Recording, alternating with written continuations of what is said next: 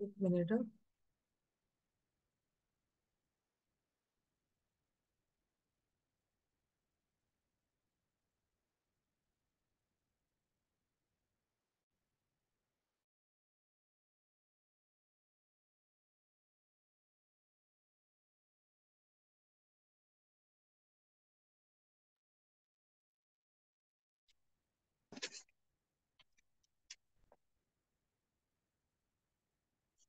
हो, उपवास घेतलाय मॅडम. लंघन चिकित्सा झाली आहे.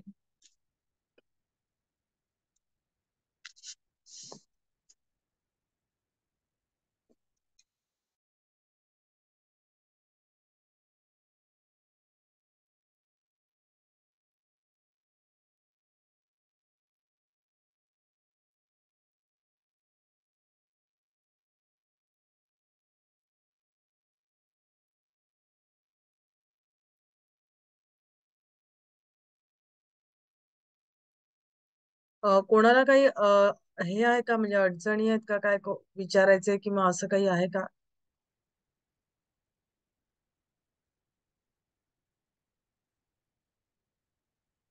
आपण मागच्याला लंघन चिकित्सा बघितली होती.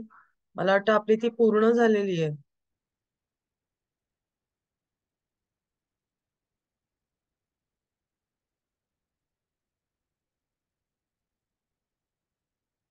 एक मिनिट हं.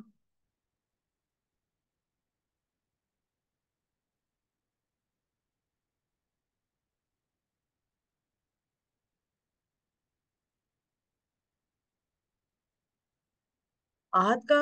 जरा व्हिडिओ ओपन करता का? आहोत आहोत मॅडम. हा, नाही, आपलं हे झालेलं आहे ना, उपवासाने होणारे फायदे किंवा काय त्रास होतो, उभाण वगैरे. हा, हो झालंय मॅडम. आपलं लंघन चिकित्सा संपलेली आहे मला वाटतं. त्यामुळे आपला पोर्शन संपलेला आहे. उपवास काळात होणारे त्रास वगैरे ते पण झालंय मला वाटतं आपलं.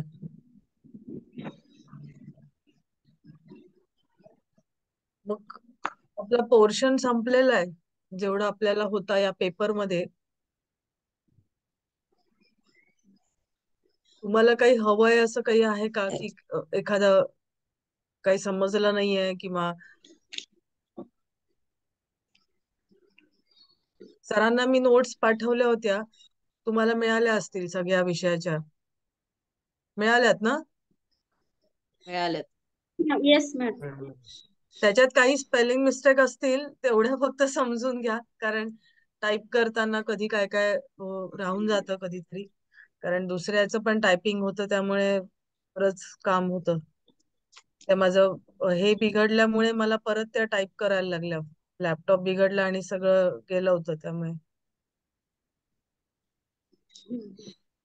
तुम्हाला काही असं आहे का, की काही तुम्हाला समजलं नाहीये किंवा हे काही असं म्हणजे परत हवंय, किंवा तर आपण आज बघूया कुठल्या टॉपिकचं किंवा काय.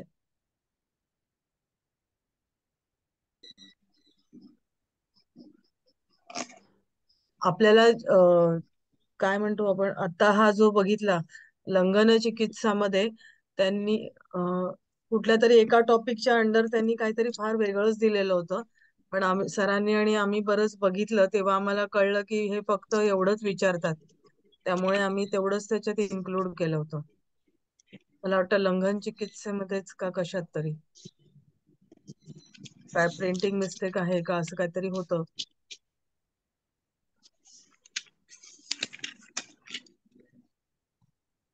नाही मॅम, तसा विषय वाचून समजण्यासारखा आहे ना. हो, म्हणजे त्यामुळे तसे सगळे नाही, म्हणून म्हटलं, सर म्हणाले की एक लेक्चर तुम्ही घ्या आणि बघा तू ओके. कोणाला काही हवं असेल किंवा काय असेल तर. आणि आणि तुम्हाला नंतरही काही असलं तर तुम्ही विचारा, म्हणजे काही हरकत नाहीये. माझा नंबर आहे सरांकडे.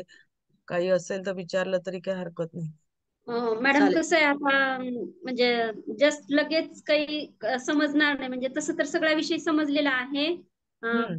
पण एखाद्या वेळेस नंतर जर काही प्रॉब्लेम आला तर मग तुम्ही सांगते मेसेज. प्रश्नपत्रिका बघा, आणि हो. प्रश्नपत्रिकेमधून तुम्हाला जसजसं तुम्ही सोडवत जाल ना, तसतसं हा तुम्हाला अंदाज येत जाईल. आणि हा प्रश्नाचे मार्क किती आहेत ते बघा, आणि त्याच्यानुसार आपला कन्स्ट्रक्ट करायचं आहे प्रत्येकाने उत्तर.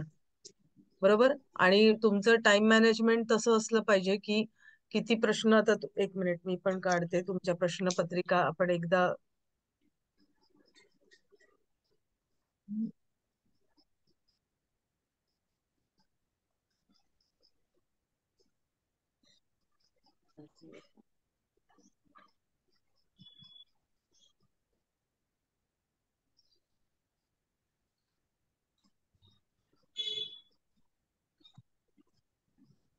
आपला पोर्शन तर मला वाटतं सगळा झालेला आहे, पूर्ण पूर्ण संपलाय आपला पोर्शन. कारण मी मागच्या वेळेलाच चेक केलं.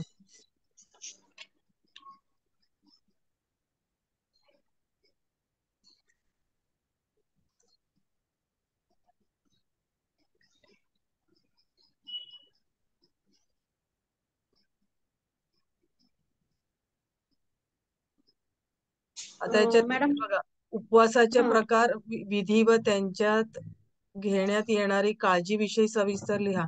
तर उपवासाचे प्रकार आणि विधी म्हणजे आपण कोणत्या कोणत्या प्रकारे उपवास करू शकतो ते त्याच्यामध्ये आहे. सुरुवातीला जे आपण डिस्कस केलं होतं ना याच्यामध्ये, की नुसतं पाणी पिऊन उपवास केले जातात, किंवा अशा प्रकारे जे वेगवेगळे टाइप्स आहेत, किंवा हल्ली इंटरमिटंट फास्टिंग पण, म्हणजे तुम्ही प्रकार वेगवेगळे किती पण त्याच्यामध्ये लिहू शकता. पण आपण नॅचरोपॅथी प्रमाणे जे काही केले जाणारे आहेत, की तुम्ही ज्यूस पिऊन करता, किंवा अशा प्रकारे सगळे आपण जे उपवास आहेत तर ते त्याच्यामध्ये लिहायचे. आणि विधी म्हणजे उपवास कसे केले जातात मला सांगा बरं. डायरेक्ट आपण उपवासाला म्हणजे आपण सुरुवात करतो आपण, असं होतं का? तुम्ही काही खाता न पिता नाही. उपवासाला सुरुवात करता असं होतं का? नाही ना. मग काय करतो सांगा बरं. काय कसं? म्हणजे हळूहळू उपवास घ्यायचा आणि सोडताना देखील तो हलका आहार घेऊन सोडायचा आहे. म्हणजे जेव्हा हा आपण कधीच उपवास केला नाही तेव्हा मग हा, आधी फळांचा किंवा एक टाइम फळ घेऊन ज्यूस घेऊन बरोबर. मग आ, हा. आणि तुम्ही उपवास ज्या वेळेला करता ना त्यावेळेला तुमचा काळ सुद्धा आहे, तर तो सुद्धा तुम्ही एकदम 3 दिवसाचा 5 दिवसाचा असे करता का? नाही. नाही. आधी तुम्ही, नाही. तुम्हाला काय व्याधी आहे, तुम्ही का करता आहात त्याचा सगळ्याचा विचार करायचा. आणि 1 दिवसाचा उपवास केला, मग त्याची सवय झाल्यानंतर मग तुम्ही 2 दिवसाचा किंवा मग 3 दिवसाचा, आणि मग असे 3 दिवसाचा उपवास वगैरे सुद्धा असला तरी तुम्ही याच्यामध्ये जाऊन केलं निसर्गोपचार केंद्रात, तर तुम्हाला जास्त फायदा आहे. किंवा आजारानुसार जास्त दिवसाचे जर तुम्हाला सांगितलेले असतील उपवास, तर ते सुद्धा तुम्ही तिकडे जाऊन करायचे. आणि मग ते तिथे तुम्हाला हळूहळू तुम्हाला त्याच्यावरती आणतात, की तुम्ही पाणी म्हणजे ज्यूस वगैरे हळूहळू हळू आपलं अन्न कमी करायचंय. आणि मग त्याच्यानंतर तुम्ही डायरेक्ट जर ज्यांना सांगितलेलं असेल की नाही तुम्ही अन्न पाणी नाही खायचंय, तर तुम्हाला पूर्ण विश्रांतीची गरज असते. बरोबर. तेव्हा तुम्हाला खायला प्यायला अजिबात ज्या वेळेला नाही सांगितलंय, किंवा नुसतं पाणी पिऊन करायचंय, किंवा लिंबू पाणी देऊन तुम्हाला केलं जातं उपवास सुरुवातीला, अशा प्रकारे जर काही सांगितलं असेल तर त्यावेळेला तुम्ही पूर्ण विश्रांतीची गरज असते यावेळेला. कारण का, का बरं विश्रांती हवी असते? काय होतं त्याच्यामध्ये? शारीरिक आणि आपण आहार काही घेत नसतो ना. एनर्जीची कमी पडते. हा. एनर्जी कमी पडते. शारीरिक आणि आणि काय मानसिकरित्या आणि पण काय खूप होतं, स्वस्त पाहिजे. शरीर कसं रिॲक्ट करतं उपवासाला? आपण आता नंतर जे बघितलं कसं रिॲक्ट करतं, काय काय होतं. क्रायसिस म्हणतात त्याला, किंवा उभांड म्हणतात. तर ते काय काय होतं, काय त्रास होतात. आणि म्हणून मग, कारण ते माहिती असेल तर काय काळजी घ्यावी हे आहे ना. म्हणजे आपण म्हटलं ना जिभेचा हम्म. रंग जातोय बघा. गुलाबी होते जीभ. आणि ते नंतर होतं. ते हा. नंतर होतं. गुलाबी जीभ म्हणजे काय, की तुमचं स्वच्छ झालंय शरीर. हो. हे हे नंतरच आहे. पण ज्या वेळेला आपण म्हटलंय उभांड येतं, तर त्यावेळेला काय होतं? तोंडाला वास येतो. हा. आणि काय होतं? वीकनेस वाटू शकतो. हा. येते पुन्हा मळमळतं कुणाला. हो बरोबर. चक्कर येऊ शकते. हम्म. कारण का विजातीय पदार्थ बाहेर टाकले जाणार आहेत. मग ते ऑल पॉसिबल वेजनी बाहेर टाकले जातात. तर तुमचे अन्नमार्गातले किंवा म्हणजे अन्नमार्गात असतील ते किंवा शरीर शोषून घेतं इतर सेल मधनं ते सुद्धा अन्नमार्गातनं बाहेर पडतं. म्हणजे उलटी होते, शौचाला होते, जुलाब होऊ शकतात, काहींना ताप येऊ शकतो, डोकं भयंकर दुखतं, घाम येतो, घाण वास येते अंगाला, घाम येतो, जिभेतनं थर पांढरी जीभ होते, की दुर्गंधी येते तोंडाला, म्हणजे आपलं आपल्यालाच नको वाटतं इतकी दुर्गंधी येते. म्हणजे हे जे सगळं त्याला म्हटलं जातं उभाण किंवा क्रायसिस. मग त्यावेळेला हे सगळं होतं तर त्यावेळेला तुम्ही ते दाबून टाकायचं नाहीये, की आता डोकं दुखतंय म्हणून चला डोकेदुखीची गोळी घेऊ किंवा काय. बरोबर. निसर्गोपचार केंद्रामध्ये असाल तर तुम्हाला काही म्हणजे त्याच्यावरती उपचार वगैरे केले जातात, तुमचं काय आजार आहे त्याच्यानुसार. पण अशा वेळेला शक्यतो सहन करायचं असतं, कारण का ती एक शरीराची रिॲक्शन असते उपवासाला दिलेली. आणि मग ते तुमच्या शरीरातून हळूहळू विजातीय पदार्थ तुमचे बाहेर पडायला लागतात. बरोबर. आणि मग याच्यामुळे नंतर मग काय होतं, की याच्यामुळे पहिली गोष्ट काय होते याच्यामध्ये, आता काळजी घ्यायची म्हणजे काय करायचंय, आराम करायचा, विश्रांती घ्यायची, या गोष्टी तुम्ही त्याच्यामध्ये करायचंय. बरोबर. आता तुम्ही हे नोट सगळ्या वाचल्या तर तुम्हाला ह्या सगळ्या गोष्टी याच्यातून समजणार आहेत. बारीक सारीक गोष्टी सगळ्या आपण नोट्स मध्ये इन्क्लूड मॅडम केलेल्या आहेत. बोला. Madam hello. हा बोला ना. उपवास आणि भूकमरीमध्ये उपवास विज्ञानाच्या दृष्टीने उपवास आणि भूकमरी मध्ये फरक. ओके. कुठल्या ह्याच्यामध्ये आहे त्याच पेपरमध्ये? 19 मध्ये आहे मॅडम. हा त्याच्यामधलाच ऑर मधला प्रश्न. ओके. हे मला वाटतं नोट मध्ये नाहीये. मी तुम्हाला नोट पाठवून देऊ का त्याची बनवून? हं. चालेल मॅडम, चालेल. चालेल मॅडम. हा, मी हो. त्याची नोट एक छोटी नोट बनवते त्याची, की उपासमार होते हा म्हणजे हा. काय होतं. म्हणजे उपासमार होते म्हणजे काय होतं, त्याला वेगवेगळी कारण आहे. उपासमार ज्या वेळेला होते एखाद्या देशामध्ये म्हणा किंवा म्हणजे हे आपण आपल्या इच्छेनी आपण करत असतो उपवास. बरोबर. आणि हम्म, उपासमार म्हणजे हम्म, तुमच्या हम्म, शरीरातले हळूहळू घटक तुमचे कमी व्हायला वेगवेगळी कारणं असतात त्याच्यासाठी. जसं आता आपल्याकडे जय जवान जय किसान हम्म. ज्या वेळेला नारा दिला त्यावेळेला आपल्या देशामध्ये टंचाई होती अन्नाची. आणि म्हणून लालबहादूर शास्त्री काय म्हणाले, एक वेळ उपाशी राहा तुम्ही, की आपल्या देशाचं अन्न वाचेल. आणि मग म्हणजे ती अशी कारणं वेगवेगळी असतात. किंवा मुद्दामून एखाद्या व्यक्तीला हा. तुम्ही डांबून ठेवलंय आणि त्याला उपाशी ठेवलंय. बरोबर. मग ती झाली उपासमार. काही काही हम्म. देशांमध्ये शिक्षा म्हणून करतात, की त्याची इतकी भयंकर चित्र आहेत ना नेटवरती, की एखाद्या लाकडी पेटीमध्ये बाईला डांबून ठेवायचं, काय त्यांच्या कल्पना असतात, आणि तिला शिक्षा म्हणून, आणि तिला अन्न द्यायचं नाही. म्हणजे अशा प्रकारे शिक्षा म्हणून या गोष्टी केल्या जातात. आणि मग अशा आता उपवास करतो त्यावेळेला आपण बघितलं, की आपल्या ज्या काही संस्था आहेत सगळ्या, तर त्या जास्त चांगल्या प्रकारे काम करायला लागतात. बरोबर. पण उपासमार होते किंवा त्याच्यात त्या चांगल्या प्रकारे काम करत नाही, कारण तुमचे हळूहळू जीवनसत्व तुम्हाला कमी मिळायला लागतात आणि त्याचे विपरीत परिणाम तुमच्या म्हणजे शरीरावरती होऊन येतात. हा. तर ते तशा प्रकारे, तर मी त्याची एक छोटी नोट तुम्हाला बनवून पाठवते, म्हणजे आपल्या हो नॅचरोपॅथीचे हो काय चालेल मॅडम. साधारण. म्हणजे आपण असं म्हणू शकतो का वैज्ञानिक दृष्ट्या जेव्हा आपण उपवास करतो तेव्हा हळूहळू घेत घेत जसा शरीराला झेपेल तसा घेतो. त्याच्यामध्ये ज्यूस हा, म्हणजे असतात, फळं ऍक्च्युली असतात, ऍक्च्युली म्हणजे मानसिक उपासमार म्हणजे शुद्धी काय असते. तुम्हाला आणि तेवढं उपासनामध्ये मी ह्या गोष्टी पाठवते. निघतात. अगदी बरोबर, की इथे तुमच्या सगळ्या संस्था कार्यरत हम्म, होतात आणि इथे तुमच्या सगळ्या संस्थांवरती विपरीत हम्म, परिणाम घडून येतात. म्हणजे वैज्ञानिक दृष्ट्या हे तुमचं हम्म, फरक पडायला हम्म, लागतात. तुमची आपण कातडी म्हणा, असं तुम्ही प्रत्येक अवयवाचं इथे कसं प्रत्येक संस्थेचं दिलंय, की ही संस्था अशी होते, ते असं होतं. पण त्याच्यामध्ये काय होतं, त्याच्यामध्ये उलट होतं सगळ्या गोष्टी. आणि तुमची शक्ती हम्म, प्रोटीन आहे ना, तर ते तुमचे कमी व्हायला लागतात. चरबी कमी व्हायला लागते हळूहळू. म्हणजे सगळं हम्म. शरीरातला साठा इतका संपायला लागतो. आणि मग त्याच्यानंतर साठाच तुमचा जर संपत चालला तर तुमचा मेंदू चालेल का? मेंदू नाही चालणार. मेंदू शेवटपर्यंत मेंदू काय म्हणतो, मला सगळं पोषण तत्व पाहिजे. बरोबर. पाहिजे. मग हम्म. पाहिजे. मग शरीर ते मागतं. सुरुवातीला तुमची चरबी विरघळायला लागते. आपण नॉर्मल उपासामध्ये पण बघतो, सुरुवातीला तुमची चरबी विरघळते, साठलेली असते ना, ती विरघळते. मग हळूहळू ते फॅट, मग कार्बोहायड्रेट तुम्हाला मिळत नाहीये, अन्न मिळत नाहीये वरून, मग काय होणार, अन्न नाही मिळत आहे, कार्बोहायड्रेट नाहीये, मग तो हळूहळू साठा आपला संपत चालला. यकृतानी जे काही यकृताकडे स्टोअर हाऊस असतं ते काय संपत चाललं की मग हळूहळू प्रोटीनचा साठा घेतला जातो. मग प्रोटीनचा साठा मग कुठे असतो? आपल्या प्रोटीन काय आपलं स्नायूंना वगैरे पाहिजे असतं ना. नवीन पेशींची निर्मिती करतं. मग आता कार्बोहायड्रेट नाही मिळत आहे, काही नाही, चरबी संपत चालली, मग प्रोटीन, शेवटी सगळ्यात प्रोटीन घेतले जातात.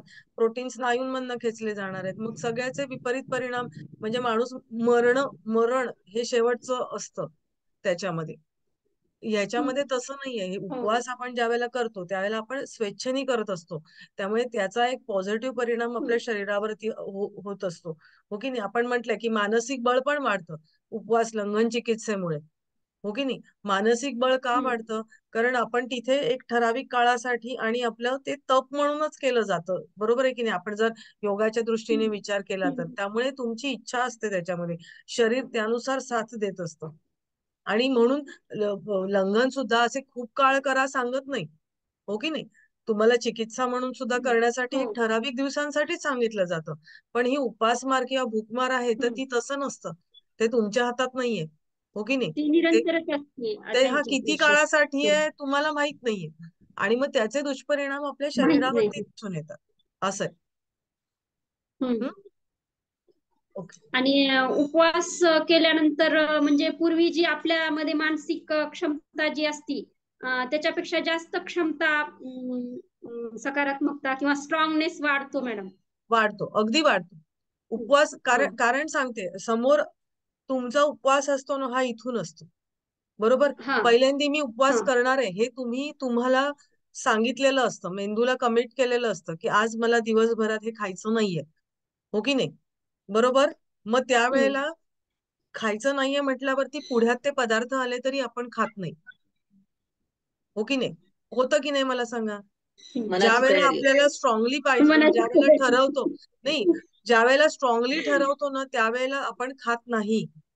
आणि ज्या वेळेला आपण नाही का? हो. मनामध्ये म्हणतो की ठीक आहे मी हे खाणार नाही पण उपवासाचे पदार्थ मी खाईन किंवा मी तिखट मिठाचं खाणार नाही, हे सुद्धा जे म्हणतो ना हे आपण आपल्या मेंदूला कमिट करतो की ठीक आहे बाबा हे नाही पण ते.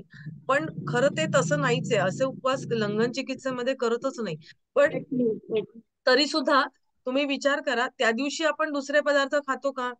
जे नॉर्मल आताच्या स्टाईलने उपवास करतात ते नाही खात समोर आले तरी. कारण का आपण ठरवलेलं असतं नाही खाणार म्हणून. हो की नाही?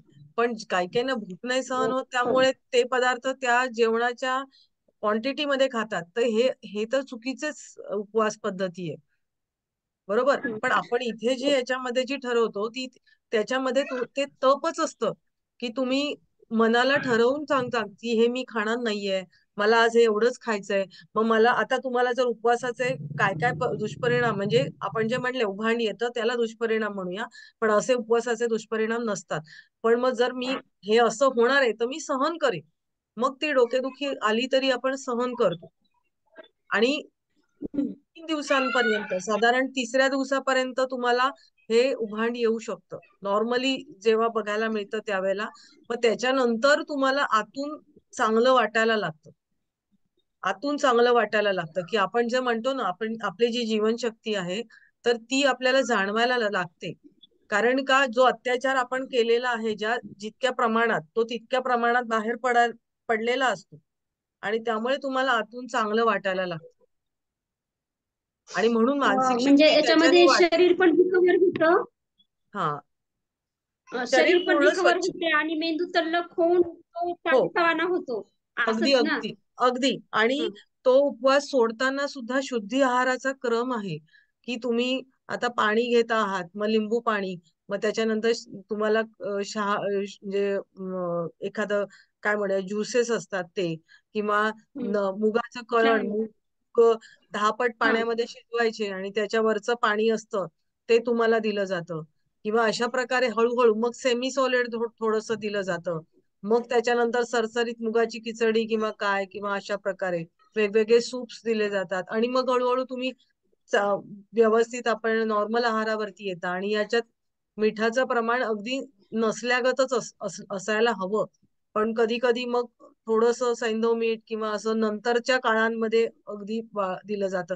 8-10 दिवसांचा शुद्धी आहाराचा एक 10 ते 15 दिवस असा एक शुद्धी आहाराचा हे असतो, क्रम असतो, तर तो फॉलो करायला पाहिजे याच्यामध्ये. आणि मग तो मॅडम उपवास एक आहे सोडला जातो. प्रश्न. म्हणजे उपवास चिकित्सेमध्ये नंतरचा शुद्धी आहार पण इन्क्लूड आहेच, हे लक्षात घ्या. नंतरचा शुद्धी आहार म्हणजे Yes. नॉर्मल जेवणावरती येणं, तर ते सुद्धा, पण ते सुद्धा कमी मिठाचं, अशा प्रकारे हळूहळू आणलं जातं. आणि आणि मॅडम एक प्रश्न आहे. अ, हा. विचारा. खाणे बोला मॅडम. नाही नाही, बोला ना, बोला. खाण्याची इच्छा आणि खरोखरची भूक कशी, म्हणजे ह्याच्यातला फरक सांगा म्हणले, आणि म्हणजे ती ओळखायची जरा अवघडच आहे ना मॅडम. एक खरोखरची भूक कशी आणि खाण्याची इच्छा केवळ, यातील फरक स्पष्ट करा म्हणले. 21 मधला प्रश्न आहे मॅडम, पेपर नंबर 21. एक मिनिट हा, बघते. आर मध्ये आलेला आहे.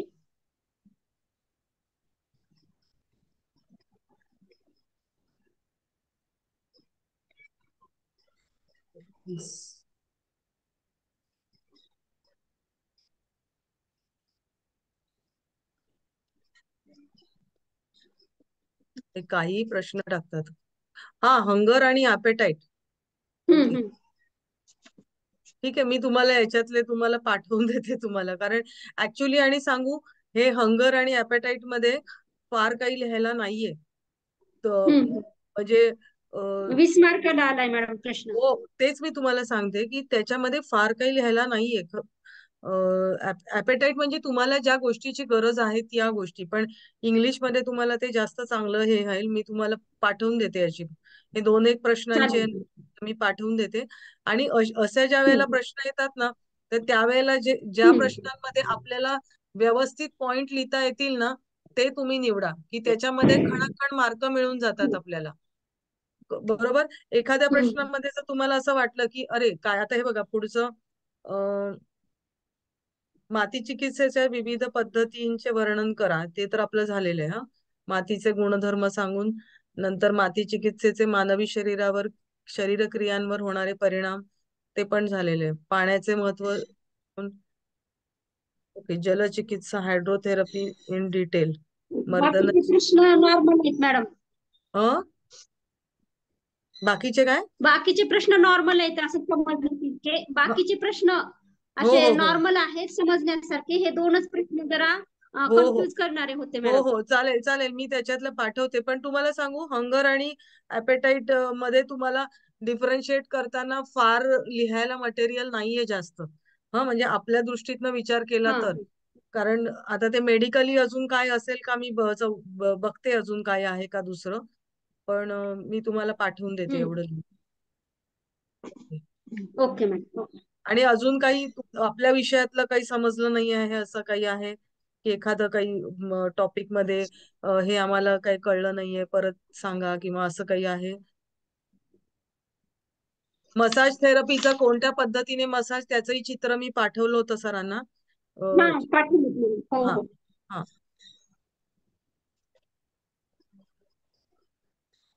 बऱ्यापैकी जिथून जेवढ्या जेवढ्या नोट्स मिळतील तेवढ्या तेवढ्या मी तुम्हाला पाठवलेल्या आहेत. फक्त मी पाण्याचं हे तुम्हाला तोंडी सांगितलं होतं. पाण्याची चिकित्सा ते आपण लिहून घेतलंय त्यावेळेला, बरोबर. त्यावेळेला पाण्याच्या चिकित्सेचं, हा, घडी कशी असली पाहिजे, काय, किंवा काय कुठले कुठले प्रकार आहे, ते सगळं तुम्ही लिहून घेतलंय. त्यामुळे तेवढं मी काय, कारण ते खूपच विस्तृत स्वरूपात आहे, त्यामुळे मी काय ते नोट्स मध्ये इन्क्लूड केलं नाहीये. बाकीचं सगळं आहे म्हणजे त्याच्यात. त्या जलचिकित्सेच्या ज्या पट्ट्या आहेत ना मॅडम, हा, त्या ठराविक मापाच्याच असायला हव्यात का आपण आपल्या सोयीनुसार घेऊ शकतो? आता हे बघा, सोयीनुसार घेतलं तरी त्याच्यामध्ये चालेल ना ऐका मॅडम? ऐका, जी त्यांची पुस्तकं आहेत त्याच्यामध्ये त्यांनी ते ठराविक मापाच्या असं दिलेलं आहे. पण आता तुम्ही विचार करा, एखाद्या असं का? माणसाचं धड मोठं आहे आणि एखाद्याचं धड छोट आहे, एखादा बारीक आहे माणूस, एखादा जाड हो आहे, ना. तर त्याच्यानुसार मग तुम्ही हे इन्क्लूड हा करू शकता की हे जरी मापं असली तरी सुद्धा असं तुम्ही 2 लाईनी तिथे लिहूच शकता ना, की त्याच्यानुसार याचं माप कमी जास्त होऊ शकतं. कारण समजा हे एखाद्या पुस्तकामध्ये मला मिळालंय, पण दुसरे म्हणतील नाही नाही, हे नाही, ही मापं पाहिजे. तुम्ही ते तशा 2 ओळी खाली लिहून टाका की अमुक अमुक, म्हणजे शरीराच्या याच्यानुसार याचं प्रमाण कमी जास्त हो. होऊ शकतं. हो की नाही? पण मग ते मापाचं लिहितात का मॅडम? अ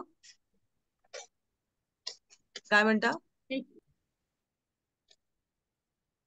मॅम सगळं हे असणार एखादं पुस्तक सजेस्ट करा ना, पण मी अहो आणलंय. असं असं खरं खरं सांगू, असं काही नाहीये, सगळं एकत्र मिळत नाही असं.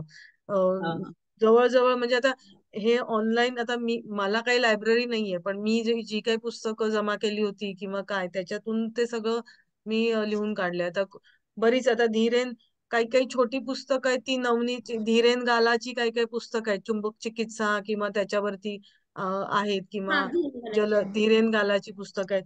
नंतर निसर्गोपचारावरची कुमुद बेदरकर त्यांची पुस्तकं आहेत, आणि तुम्हाला सरांनी म्हणजे त्याच्यावरती पण त्यांनी दिलेली असतील ना. आता ती पुस्तकं तर मला काही मिळाली नाहीत, कारण म्हणजे इथे तसं काही मिळत नाही. एखाद्या लायब्ररी मधनच मिळाली तर. मॅडम. मग ते, अंजली मॅडम, मी फोटो त्याचे टाकतो मापाच्या तुम्हाला. पट्ट्या लिहायच्या का मॅडम? अ म्हणजे माप लिहायचे का त्याचे? माप लिहा ना, लिहायचे का लिहा ना, जलचिकित्सेमध्ये जे लिहा ना, पट्ट्या आहेत? लिहा. ऐका, लिहा ती माप तुम्ही. आणि तुम्ही प्रत्येकाच्या शरीरानुसार काही प्रमाणात थोडे इकडे तिकडे फेरफार आपण करू शकतो, असं तुम्हाला जर वाटलं तर लिहा. पण असं काही ठीक आहे मॅडम. अशी, ठीक. हे बघा, परत काही काही संस्थांच्या नोट्स असतात, त्या असे प्रत्येक ठिकाणाहून थोडं थोडं थोडं थोडं, कारण कधी कशामध्ये ऍडिशनल काही माहिती दिलेली असते. सगळीच लोक काही इतिहास देत नाहीत. आता इतिहास याच्यात मिळतो, पण मग कधी नेटवरून बघायला लागतो, कधी कुठून कुठून माहिती आपल्याला जमा करायला लागते. असं असतं, म्हणजे एकच असं पुस्तक नाही हे करता येत आपल्याला, नाही मिळत. कारण काही काही राजस्थानमध्ये किंवा अशी, आता तुमच्या ह्याच्यात एका ह्याच्यात गहू रोप रस आहे, पण आपल्याला कुठेही ते शिकायला तर नव्हतं. नोट मध्ये आलेलं आहे का, मला वाटतं परीक्षेमध्ये. हो पण हो, आलंय मॅडम. पण ते कशात आपल्याला ह्याच्यामध्ये तर अजिबात त्यांनी तसं काही दिलेलं नाहीये, म्हणजे ह्याच्यामध्ये. त्यामुळे त्याला म्हणजे ऑप्शन्स पण जे भरपूर असतात. गाईडलाईन. हा ऑप्शन्स हा. पण भरपूर असतात पण त्याला, त्यामुळे ते तेवढं, कारण आधी कधीही नाही विचारलंय, इव्हन सिलेबस मध्ये नाही दिलंय, किंवा कशात काही त्यांनी दिलेलं नाहीये त्याचं हे. गहू रोपरस म्हणजे तुम्हाला सेम गव्हाची जी काही आहे ती माती व्यवस्थित बनवायला कुंड्या, किंवा याच्या कुंड्यांपेक्षा ज्या जाळ्या काय येण्यास. म्हणतो, टोपल्या टोपल्या, तर त्या वेताच्या टोपल्यांमध्ये तुम्ही ती माती वगैरे टाकून त्याच्यामध्ये ती गहू टाकायचे असतात, आणि 7 टोपल्या बनवायच्या. आणि मग 7 दिवसांनी ती साधारण रोपं वर येतात. तर त्यावेळेला मग एक एक, म्हणजे एकेका दिवशी आज एका टोपलीत पेरली तर उद्या दुसऱ्या टोपलीत, असं करायचं असतं. 7 दिवस, म्हणजे 8व्या दिवशी ज्या पहिल्या टोपलीतली गव्हाची रोपं आहेत ती तुम्ही ज्यूस म्हणून प्यायची असतात.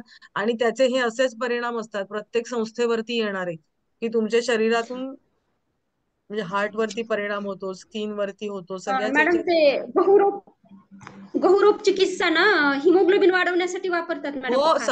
सगळ्याच हार्ट वरती चांगलं असतं हिमोग्लोबिन. सगळेच त्याच्या, म्हणजे सगळ्याच संस्थांवरती काम करतं ते हं. गहू. पण ती ताजं हं. ताजं प्यायला पाहिजे.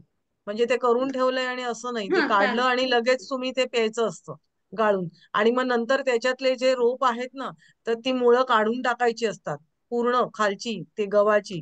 आणि मग मग त्याच्यामध्ये पुन्हा ती माती पूर्ण तयार करून मातीच दुसरे बदलावी गहू लागते टाकायचे. मॅडम. अ हम्म. काय? पूर्ण मातीच बदलावी लागते. हो, पूर्ण मातीच पूर्ण माती बदलायला लागते. पूर्ण हो हो मातीच हो हो हो, अगदी. हा. त्याच्यातली सगळी मुळं काढून टाकायला लागतात. आणि जर तुम्हाला अवेलेबल नसेल तर तुम्ही ऍडिशन करू शकता दुसऱ्या मातीची त्याच्यात, की मिक्स करून माती वापरू शकता. कारण एवढी माती तुम्हाला हम्म. मिळायलाही हम्म. पाहिजे ना. मग ती तुम्ही परत नीट व्यवस्थित हो. तयार करून हे करता येते असं. हम्म. हो मॅडम. तुमच्याकडे ती हे आहेत ना, काय म्हणतो आपण, माप तुमच्याकडे, हे तुम्हाला हवी असेल तर लिहिलेली आहेत का नाहीयेत? काय मॅडम? ते आता पट्ट्यांची माप तुम्ही विचारत होतात काय, ती हा. आहेत सांगतात ना? का मॅडम? एक मिनिट, हा माझ्याकडे नाही येत पण आता. थांबा, मी बघते, थांबा एक मिनिट. मी तेच शोधत होते आता. मी म्हणलं माझ्या एखाद्या वेळेस मी लिहून घेतलं नसेल, राहिला असेल, म्हणून पाहते मी. पण नाही, मला इथं कुठे तेव्हा कारण मी तुम्हाला सांगितलं होतं की हे लिहून घ्या म्हणून. कारण दिले मॅम. दिलंय ना. लिहिलंय का? हो हो, दिलं होतं. जसं छातीवरची पट्टी आहे 2.5 बाय 6 फुटाची. पायाची आणि पोटरीची डोक्याची 2.25 बाय 2.25 हम्म अ, अशी हे बघा छाती पंजाची. 2.5 फूट बाय 6 फूट छातीसाठी, म्हणजे आता छातीचं हो, कसं माप आपण पूर्ण घेऊ शकतो, गुंडाळायची असते ना ती पूर्ण, त्यामुळे हो, ती हा तेवढी हा हे येते. मग 2.5 फूट बाय 2.5 फूट पाय, पोटरी आणि त्वचा, म्हणजे तुम्हाला ते स्किन वरती गुंडाळून ठेवायला लांब लांब पाहिजे, बरोबर, पट्टी सारखी. नंतर हात आणि पंजा 2 फूट बाय कधी 3 फूट, आणि याची 8 इंच बाय 2 फूट मानेची येते, म्हणजे ती एवढी हो. पट्टी अशी अशी, म्हणजे अशा प्रकारे. मॅडम त्यामध्ये नोट्स मध्ये टाकलंय का मॅडम? नाही, तेच तर तुम्हाला मी सांगते की फक्त पाण्याचं जे आधीचं आहे तेवढं टाकलंय, चिकित्सा कुठलीही नाही टाकली. तेव्हा मी म्हंटल होतं तुम्ही लिहून घ्या म्हणून. कुठल्या कुठल्या चिकित्सा आहेत तर त्या आपण तेव्हा बघितल्या होत्या त्या. मॅडम एकदा सांगतात का प्लीज? काय? हे आत्ताची माप घाई झाली जरा. अडीच फूट बाय 6 फूट छातीसाठी, हा तर 2.5 फूट बाय 2.5 फूट पाय, पोटरी, डोकं मॅडम आणि मॅडम त्वचा. मॅडम हा हं? मॅडम 2 फूट बाय 3 फूट हात आणि पंजा, म्हणजे पूर्ण हात. नंतर 8 इंच बाय 2 फूट मानेसाठी. 8 इंच बाय 2 फूट मानेसाठी. म्हणजे ह्या ओके मॅडम. पट्ट्या आपण आवश्यकतेनुसार पाण्यात किंवा आयुर्वेदिक औषधीमध्ये त्या भिजवून वापरल्या जातात. गार पाण्याच्या उपचारामध्ये विनेगर, माती, नैसर्गिक मीठ किंवा दही वापरलं जातं. औषधोपचारांमध्ये साधारणपणे वनौषधी वापरल्या जातात. आता ही कुठल्या कुठल्या रोगांवरती आहे त्याच्यानुसार ह्या सगळ्या गोष्टी ठरवल्या जातात, की या अशा घड्या त्या पाण्यामध्ये औषधी पाण्यात बुडवायच्या आणि ठेवायच्या किंवा काय, अशा प्रकारे.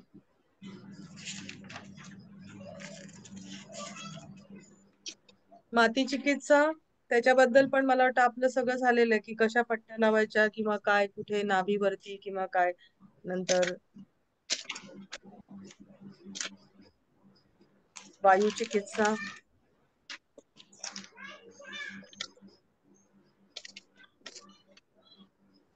मातीपट्ट्या मात्र जे कपडा आपण घेतो मातीपट्टीसाठी तो अंदाजेच घ्यायचा ना पेशंटच्या ह्याच्यानुसार. अशाच त्याला पट्ट्या माप नाही.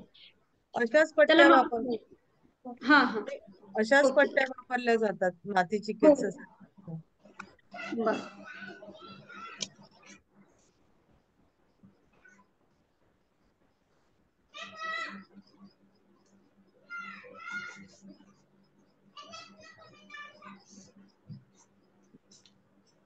बरं, अजून? कन्फर्म आणि हा, विचारा.